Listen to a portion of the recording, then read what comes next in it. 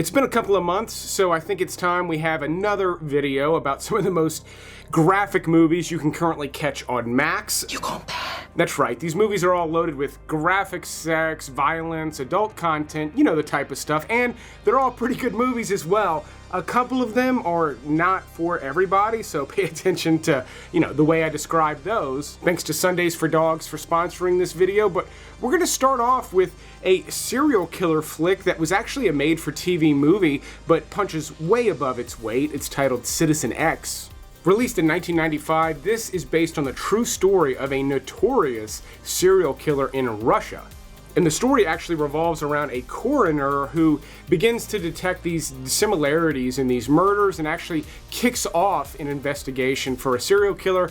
And the Russian government at this time is trying to deny the fact that serial killers even exist in Russia. They try to claim that it's a symptom of American culture and it would never happen there. Meanwhile, a killer is just getting away with these horrendous murders, typically of young people and children. So the movie does have some pretty graphic moments in it, but for a movie about a serial killer, this one's got a unique perspective that's a bit different than anything I've seen before, and it tells the story quite well. Now, already at number 9, we've got a comedy that I guarantee is not for everybody. It's titled Hamlet 2? Doesn't everybody die at the end of the first one? I have a device. The time machine opens, revealing Hamlet and Jesus! Good luck. Thanks, Jesus. So fans of Steve Coogan, this is a must-watch. It's not his best movie, but it's probably his most ridiculous one. I'm a little more partial to Alan Partridge and 24-Hour Party People, but this is just a ridiculous movie about a drama teacher who can't act to save his life. He's just an idiot. He's just an absolute moron. His life is in shambles, but it's got a lot of great things going on around it. Like, Steve Coogan is hilarious, but then Catherine Keener, she plays his wife, and she does just like an amazing job. She's a great actor. And then you've got Elizabeth Shue playing herself in this very self-deprecating role. The movie pokes a lot of fun at drama kid culture, and is kind of like a parody of Dangerous Minds mixed with Waiting for Guffman. One of the songs that they actually perform in the movie is titled in the Face, or R-worded in the face. Rock Me Sexy Jesus is another one. So it's an offensive movie, but it's also just, it's hilarious if you like goofy stuff. It was stupid.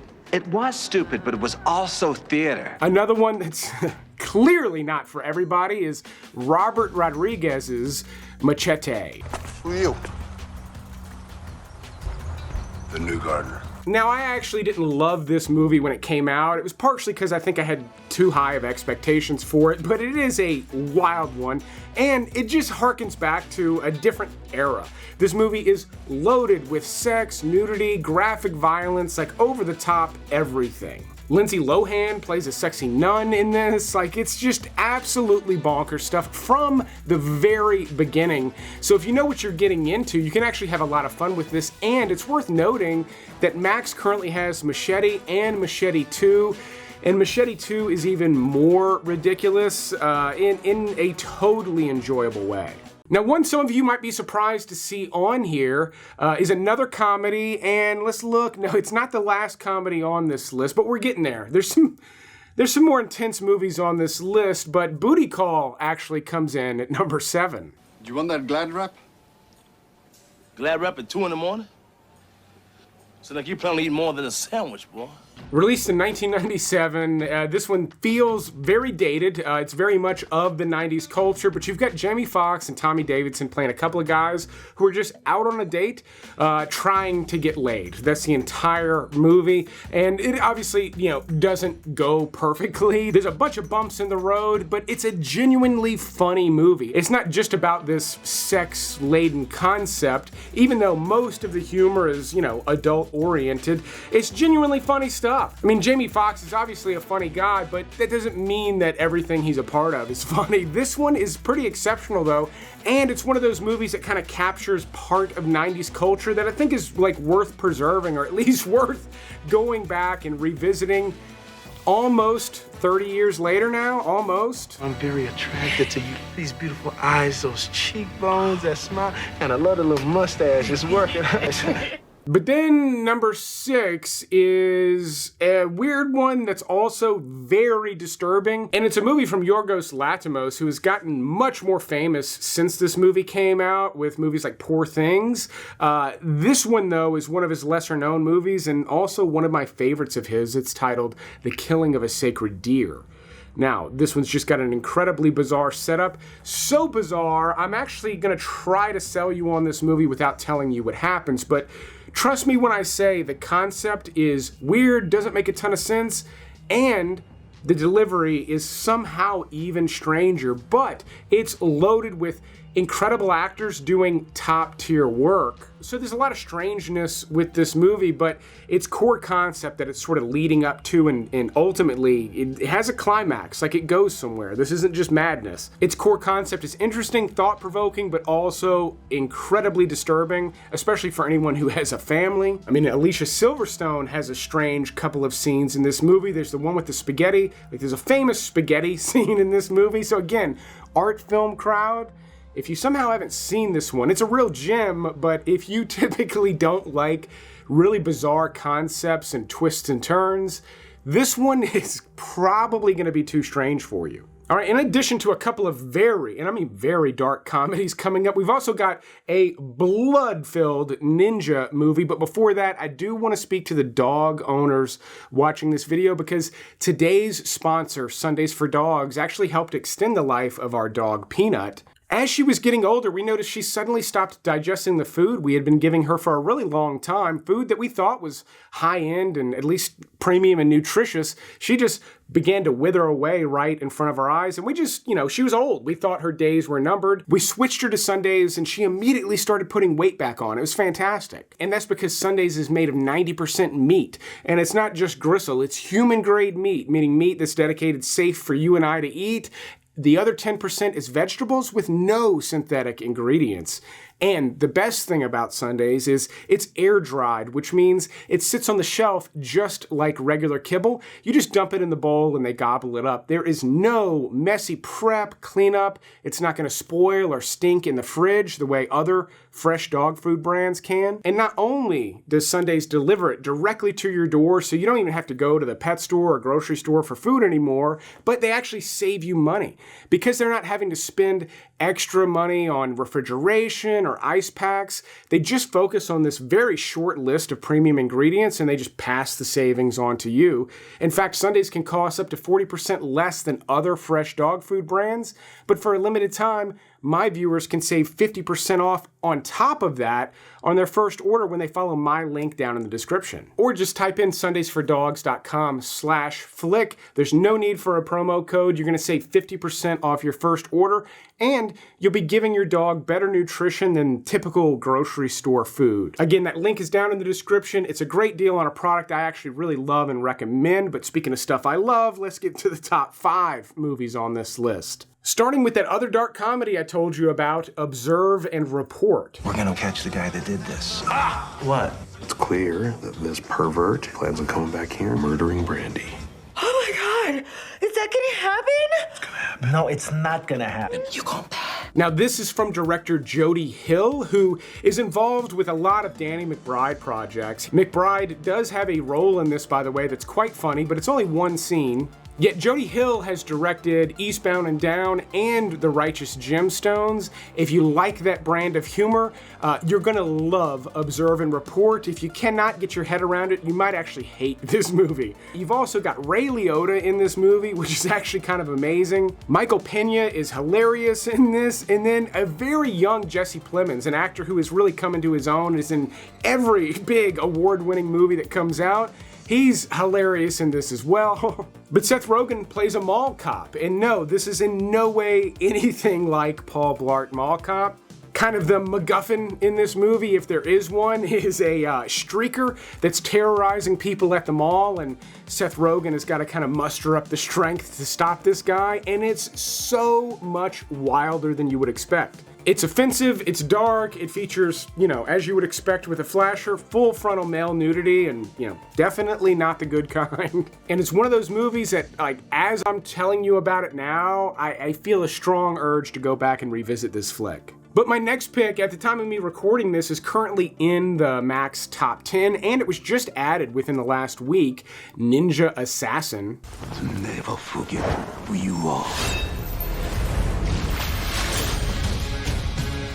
Now this is, interestingly, from the same director as V for Vendetta, and it is a much bloodier revenge movie. I mean, it is kind of insane how much blood is in this movie. Now, a lot of it is CGI, which I'm not a big fan of. Like the CG blood in 300, I really wasn't a big fan of, but it kind of works in this movie, the way it splatters all over the place. But this is kind of a just fast-paced martial arts movie. A lot of it's pretty dark, you know, it's almost like a Batman movie with a lot of blood. And there's nothing else quite like it. I mean, there are plenty of movies with high body counts and a lot of blood, but nothing that's got quite the pop that this movie has. And I'll admit, it's not the best reviewed movie on this list, but as far as something that's just exciting and, again, extremely graphic, it makes the cut. Now, before giving you the top 3 recommendations on this list, I want to give you 3 honorable mentions that didn't quite make this list. They're not graphic enough, but, you know, they were in my notes, and I love the movies and want to recommend them, starting with Attack the Block. This is a fantastic action sci-fi comedy. It actually stars John Boyega from Star Wars before Star Wars came out, but it actually has a lot in common with Shaun of the Dead. The tone is a little bit different, but you follow a bunch of, I say young kids, they're like late high school, early college age, and they live in like this low-income housing block in the UK, and it suddenly gets attacked by aliens. And even though that concept is like cool enough for me, the movie punches way above its weight. It's loaded with practical effects, has interesting creature designs, and really well-crafted action for a movie like this. It's got a pretty good sense of humor to it as well. In my somewhat recent episode where I talk about all the new stuff Netflix is adding in December, I mentioned a Jim Jarmusch movie that actually stars Bill Murray. It's titled The Dead Don't Die, and I mentioned it. I didn't give it a strong recommendation, even though I love Jim Jarmusch's films. One of my favorites of his, though, is currently on Max. It's titled Ghost Dog, Way of the Samurai. In this movie, Forrest Whitaker plays an enforcer for the mob, but he follows the way of the samurai. This, too, is also for the art house crowd, but I think also people who love gangster films. This is like one, but with a slightly different flavor. It's gonna even feel a little bit strange. Some of the music choices are strange, but I love them. There are a few sequences where this movie kind of drags. It really goes into like art house territory and leans way too heavy, I think, on dialogue that's, I think, less than interesting, but that only happens a couple of times in this movie. Most of it is this bizarre gangster movie with Forrest Whitaker wielding a samurai sword. It's uniquely cool stuff. And then they also just added Cedar Rapids, which stars Ed Helms and John C. Reilly, and I think is just criminally underrated. Double stock my mini bar, please. Hey, Ned, getting some honey on your stinger? I love it. Geronimo! What's the matter, friend? You never seen a chocolate vanilla love sandwich before? Now, it's not a knee slapper of a comedy, but Ed Helms plays a guy who's getting to go on his first big business trip by himself, and he's very naive, but gets in with, you could almost say, the wrong crowd, but you know, who knows, it might be the right crowd. They get up to some drinking and some cutting up. The movie's not really graphic at all. It's just one of those little hidden gems that I love recommending here on this channel, and when I started to make notes for this video, it was at the top of the list, but it doesn't really have a place on this list of graphic movies. That said, I still wanted to mention it. Now, next up, we've got another comedy, but it's a doozy of a comedy, all the way from 1992, from Belgium, believe it or not. It's titled Man Bites Dog. Now, this is framed as if it's a real documentary about some filmmakers that are following a serial killer or just a ruthless murderer. And I know it sounds weird to hear me chuckle, but the movie is very funny and also very dark. Like, this guy does some horrific stuff to people, but he almost always does it with a smile on his face.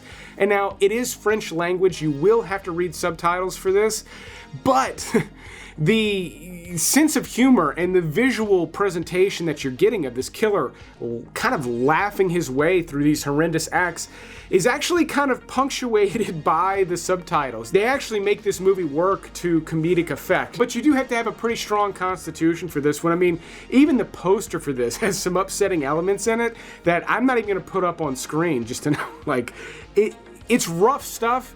But if you've got a dark sense of humor, I mean, mine's not that dark. If yours is very dark, you are going to love this flick. I would say if you feel like you've got a very, very dark sense of humor, and even if you don't read subtitles, make this the first movie you watch with subtitles. And then the late, great Rutger Hauer makes the list with probably the least graphic movie on this list. This is a road horror movie from 1986 that is way more than just a horror movie. There's actually a ton of action in this as well. And it all takes place on these desert roads. Thomas Howell from The Outsiders is kind of the main character in this. Jennifer Jason Leigh has a big role. But Rutger Hauer steals the show, and while this is a cult classic, and while it does come in at number 2, it has not so good critic ratings. It's just one of those movies that audiences tapped into and loved that critics, for whatever reason, couldn't quite wrap their head around. And it is because there's not much story. It's very much just this guy on the run from a psychopath. There's quite a few movies like this. There's Joyride, there's Duel by Steven Spielberg, which came out over a decade before this, but out of all of them, The Hitcher is certainly one of my favorites. And then, I'm sorry to longtime subscribers, this happens a lot, where my number 1 pick is a movie I've recommended quite a few times, and a movie I've recommended strongly, which is why it's my number 1 pick, but it's probably something you've seen if you watch my show often. But that's why I gave you those honorable mentions. I want to make sure you get value out of these, but if you're new to the channel, man, I strongly recommend checking out Good Time, starring Robert Pattinson. How much money can you get right now? Come on, bro. Oh my gosh. Are you kidding me? What do you think I'm doing this for? I want to get him out tonight.